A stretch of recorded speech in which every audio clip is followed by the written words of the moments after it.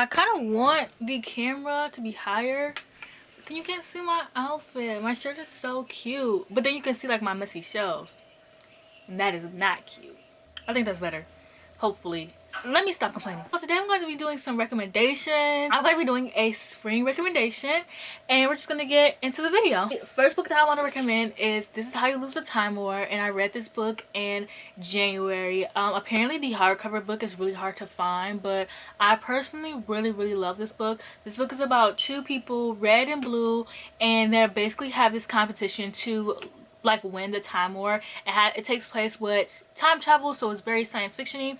A lot of things aren't explained in the book, so if you're like me and you're okay with being confused and suspending your disbelief, you will have the time of your life.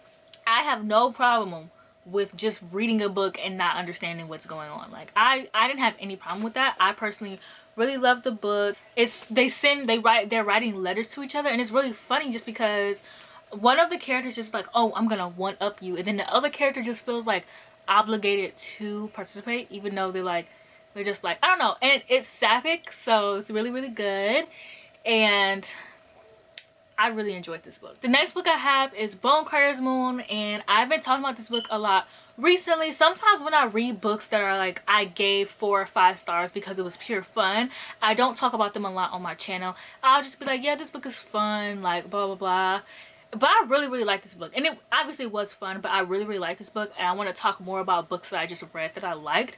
And so Bone Crier's Moon is such a great spring book. It's about this society of women, and they believe in basically killing men. Bone Crier's Moon is about this society of women, and they're called fairy, but not like fairy like fairies, but F-E-R-R-Y, fairy.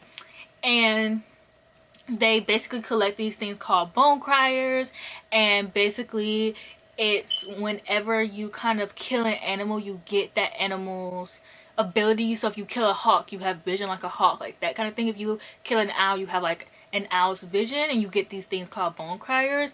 And then when the moon aligns and the stars are right, you have this ceremony where you mate with a man who's kind of like your soulmate. Well, he's technically your soulmate, but you kill him. And so there is time for the main characters. I think it's Elise.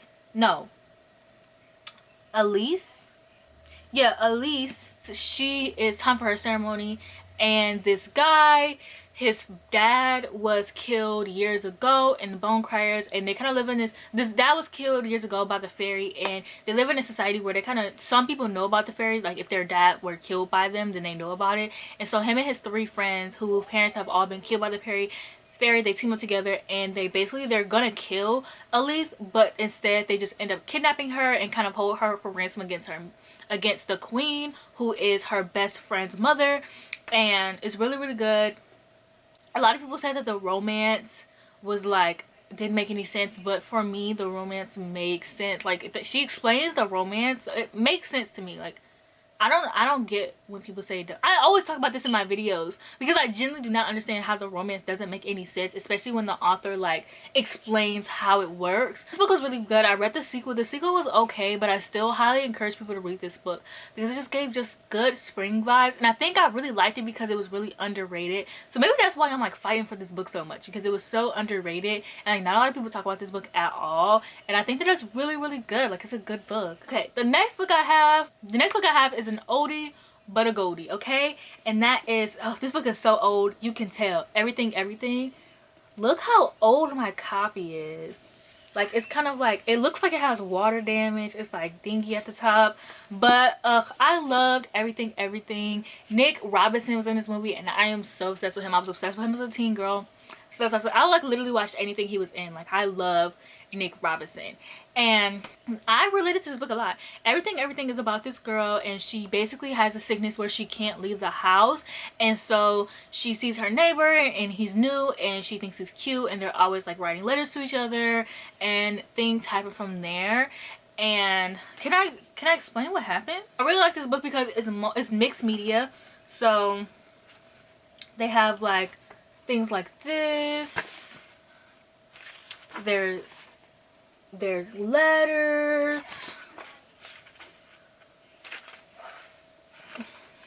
her mom's like schedule, and it's just really, really fun. It was a quick read. I really, really enjoyed this book. I related a lot to this book because around the time when I read this book came out when I was like 18. I didn't have a job. I just graduated high school.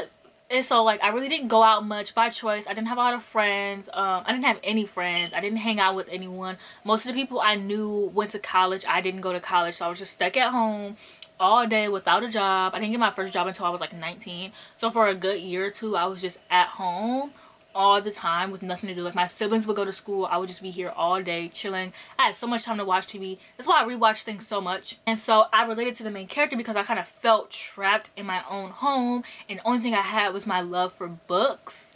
And I mean, that was kind of my own fault because I could have went to college, but I just didn't know what I wanted to do with life.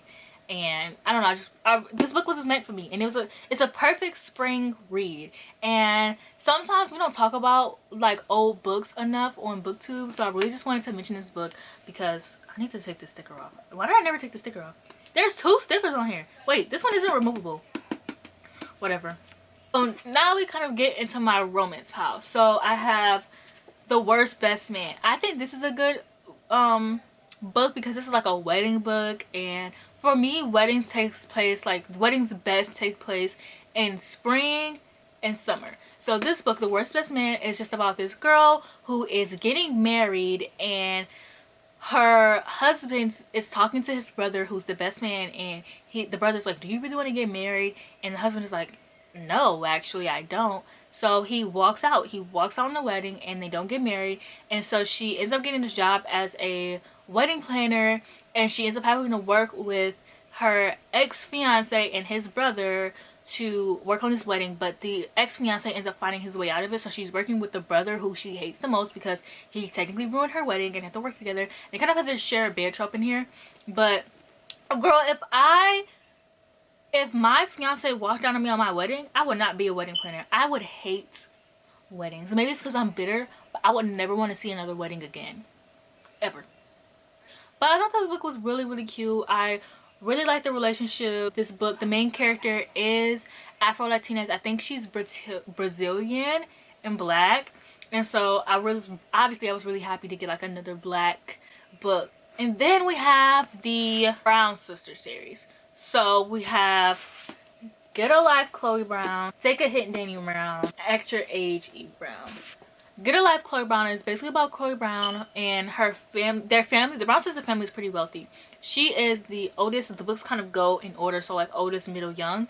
And so she has fibromyalgia, and she has this list to get a life because she hasn't experienced life that much. And she comes across her buildings. He's not a landlord, but his best friend is a landlord, so he kind of works on the building a lot, and his name is Red. And she comes across him, and they kind of have this standoffish moment at first, and then they end up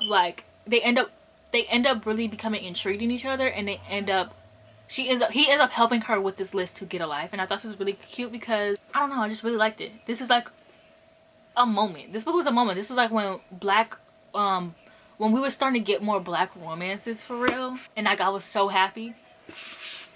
And then Take a Hint Danny Brown is basically about the middle child, Danny Brown, who is a college professor, and one day there's a fire drill and she doesn't know about it, and the security guard who she's friends with ends up coming to save her, and he saves her on the elevator, and someone is recording it. So everyone on the internet really takes it well, and they end up fake dating. And then, duh, y'all know what happens when somebody's fake dating. Somebody falls for the other. Duh. It was so good. I really love this one. I really love Zaf. Zaf was really like, I really liked him as a character because he's really soft, and he's a big guy, but he's like really nerdy. There's a scene in the first few chapters of the book where he's literally listening to a smutty book. It was like so good. I love Zaf. Like, I love him. I haven't read At Your Age Eve Brown yet, but I think Zaf may be my favorite of the Brown sisters couples, just because he's very soft. And there's even this thing where he was on a rugby team, and he has this rugby mental health Instagram page, and he's so soft and so sweet. And then there's At Your Age Eve Brown, which I actually don't know what this one is about. I haven't read this one yet. I am going to be reading it for spring. But I just thought that these books really remind me of spring. Like, they don't take place during spring but they really remind me of spring just because they're very like, I don't know, they're just very like happy and they're good, they're quick. The smut, great.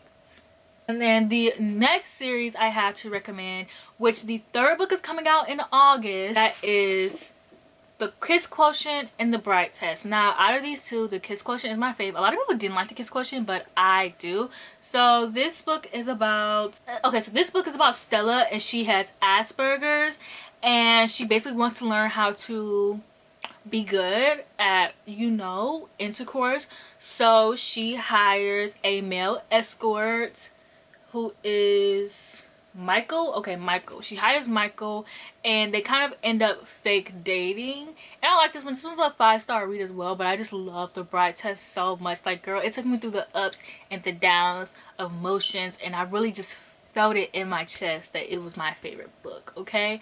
And so then there is a Kiss Quotient, which I love, and this one is about Kai and Esme. So I love this one. So Kai, he has I think he has Asperger's as well. It's about Esme, who is mixed race, and she lives in, I think she lives in Vietnam. She lives in Vietnam, I believe. And the family, the mom of Kai, goes to her, and she's basically like, hey, do you want to be a part of this arranged marriage? My son, he has Asperger's. He doesn't really have any feelings. He doesn't do good with people. He's clearly not going to be married anymore. And I don't want my son to be an bachelor. So I want him to be married. So she sets him up on an arranged marriage, and they like live together, and she has this secret that he doesn't know about, and their relationship is really good because he doesn't have any emotions. So she's like slowly getting him to have emotions, and it's just it's so cute. It's so cute. And the smut in this book was good, okay? It was amazing. It was top tier. Last on this list, we have Crescent City, which who would have thought I would be recommending this book, but I just think this book is like really good for spring. If you don't know what this book is about, don't look at the description. It is a spoiler description, so I'm gonna do my best. I think I explain good books pretty well when I'm recommending them to people. But this book is basically just about this girl, and her name is Bryce, and something really tragic happens in her life that changes it for the worse, and there's basically this mystery going on. So Bryce has to figure it out, and she comes across Hawk, who is a Hawk? Girl, I'm thinking about from Blood and Ash. She comes across Hunt, who is a fallen angel, and he's kind of like a detective. So she's kind of a suspect, even though she didn't do anything. She's still a suspect. She's trying to figure it out herself. So he ends up actually working together, and this book is like 900 pages, 800 pages, 900 pages. So if you want to sit through a really long like urban fantasy book, I highly suggest it. It is a really good book, I will say. Obviously, Sarah J. Maas has a really big cult following. The cover is beautiful. And I just think this book is so fun to read for spring. Like, it just has, like, so many different, like, mythical creatures in here. And it just has so much. Like, I really think that this book is a good book to read for spring. So, thank you for watching this video. If you watch all the way to this point, leave a flower emoji. Any flower emoji of your choice.